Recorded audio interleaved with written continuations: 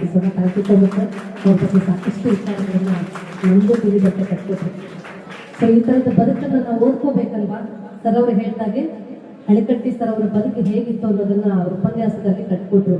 So ಅಂತ ವಿಚಾರಗಳನ್ನ ನಾವು ಹೆಚ್ಚು ಹೆಚ್ಚು ಮನದಟ್ಟು ಮಾಡ್ಕೊಂಡಾಗ ನಾವು ಮುಂದಕ್ಕೆ ಏನ್ ಮಾಡ್ಬೇಕು ಅನ್ನೋಂಥ ಹೊಸ ಆಲೋಚನೆಗಳು ನಿಮ್ಗೆ ಬರುತ್ತೆ.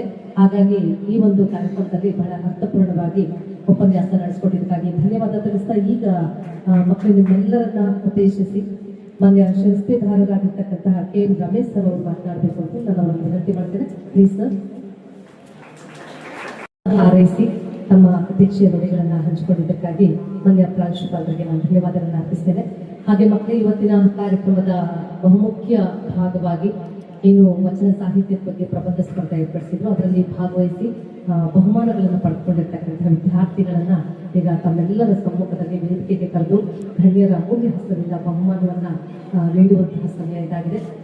ಮೊದಲನೇದಾಗಿ ಈ ಒಂದು ವಚನ ಸಾಹಿತ್ಯದ ಪ್ರಬಂಧ ಸ್ಪರ್ಧೆಯಲ್ಲಿ ಪ್ರಥಮ ಬಹುಮಾನವನ್ನ ಪಡೆದಂಥವರು ಕೀರ್ತನ ಎನ್ ದ್ವಿತೀಯ PUC ಸರ್ಕಾರಿ ಪದವಿ ಪೂರ್ವ ಕಾಲೇಜು ಕೋಲಾರ.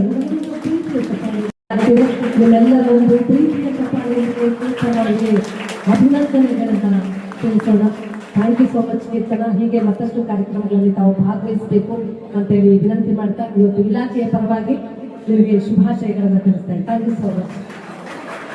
ಈಗ ದ್ವಿತೀಯ ಬಹುಮಾನವನ್ನ ಪಡೆದುಕೊಂಡಿರ್ತಕ್ಕಂಥವ್ರು ಮೋನಿಕಾ ಎಂ ದ್ವಿತೀಯ PUC ನೂತನ ಪದವಿ ಪೂರ್ವ